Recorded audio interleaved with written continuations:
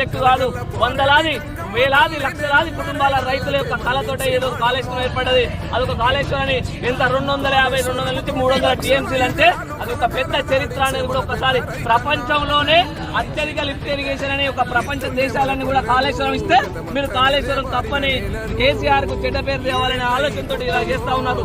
ఇదంతా కూడా తప్పుడు కదా. ఈ గోజ్ కమిటీని మేము చింపి అవతల పడేస్తున్నాం. ఈ టీఆర్ఎస్ పార్టీకి, ఈ యొక్క తెలంగాణ రైతాంగానికి, ప్రజలకు మాత్రం గోజ్ కమిటీ అనేది చెల్లదని కూడా ప్రజలందరూ కూడా రైతులు కూడా తెలిసేస్తున్నారు. ఇప్పటికైనా ఈ సిబిఐ ఎంక్వైరీ కాదు, ఏ సిబిఐ ఎంక్వైరీ చేసినా కడిగిన ముత్యం లెక్క కేసీఆర్ గారు ఆ యొక్క రిపోర్ట్ లో కూడా కేసీఆర్ గారే ప్రజల దృష్టిలో, ప్రజల దృష్టిలో, రైతాంగ దృష్టిలో దేవుడు గారు నిలుస్తాడు. ఏ ఎంక్వైరీ చేసినా కేసీఆర్ గారికి, హరీష్ రావు గారికి ఏది కాదని ఈ సందర్భంగా తెలియజేసుకుంటూ వారి పక్షాన టీఆర్ఎస్ పార్టీ మరియు తెలంగాణ రైతాంగం ప్రజలందరూ కూడా కేసీఆర్ వైపు, హరీష్ రావు వైపు ఉంటారని ఈ సందర్భంగా తెలియజేస్తున్నారు.